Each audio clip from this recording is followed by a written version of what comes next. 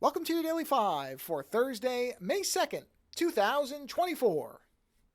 If you follow technology news at all, then I'm sure at this point, like many others, you are sick of hearing about whatever flavor of AI, whatever there is for this week. I mean, it's just a thing you can't get away from. It's everywhere, and it's going to continue to be everywhere because now we're seeing actual physical products coming out. There are rumors that Apple is going to have some type of AI initiative they'll announce at WWDC. And just generally, this is the thing that the tech industry has latched onto as their savior of the year or whatever. And I've talked about my opinion of the actual technology before, but it has occurred to me because people are now starting to talk about, is there an AI winter coming? Because the Humane AI pin and the Rabbit R1 have come out and they've been extremely underwhelming. And people just don't seem to really care about this outside of Silicon Valley and people that are into tech. And I think that what I am now starting to consider as the biggest threat to this technology is not going to be legal challenges. It's not going to be the environmental impacts. It's not going to be any of that stuff. It's going to be, well, kind of a combination of things, but I would call it the streaming effect. Because I think about where we are with streaming services now, that many of them are desperately raising prices, that it's becoming very clear that most of these services are going to have to consolidate, and we're going to end up with an online version of cable TV. The thing that everybody thought streaming was going to save them from, well, that's what streaming is going to end up becoming because we're seeing a lot of consolidation. Again, we're seeing multiple price hikes all over the place, sometimes several within a year, and it's become very clear that, like so many other tech initiatives, these companies were cruising on the idea of we'll just have exponential growth and we'll take a loss for a while. And then once that dries up, we're going to actually have to start passing along the true cost of this stuff. And people are starting to cancel these things. Or the companies are having to merge just to survive. And there's no guarantee that's going to be a long-term solution. It's just something they're doing right now.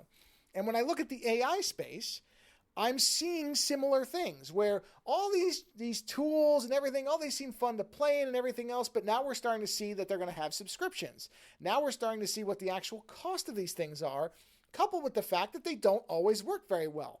Now, of course, anybody who's an enthusiast is going to point to some great shining example of what the technology can do, but then you can easily point to another example of what it isn't able to do. And that's all fine. If you're talking about something that you don't have to pay to use, then sure, a toy is fun. If you get some genuine utility out of it, then that's great. But they're going to start charging for these things for any actual use cases that people might need.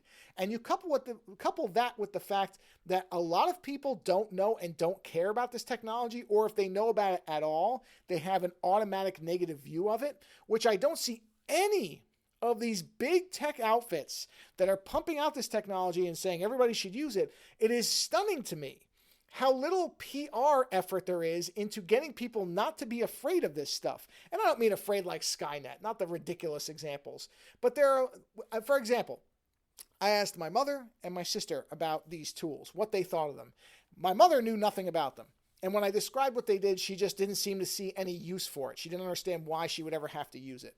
And I said, well, you could ask your phone to do, to tell you where the nearest restaurant, or whatever. And she kind of went, oh, all right. Didn't really care. But it was very clear that there was no actual investment in it.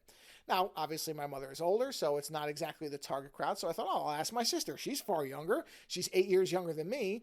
And my sister had a very negative reaction about it, did not like it at all. Said, nope, I don't want any of this stuff. I think the term she used, the phrase was, there's already too much technology that's all around me. I don't need something else to try to add to that.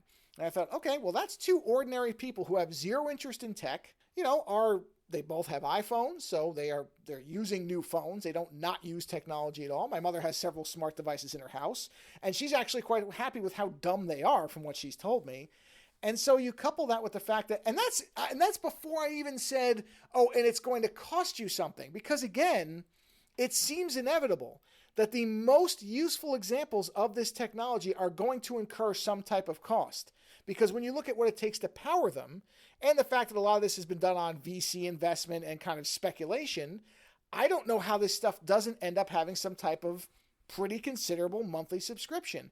And if most ordinary people don't even know what this stuff is or can't immediately grasp what the utility is of it, then I don't know how it survives as anything other than a niche item, another NFT or crypto scenario.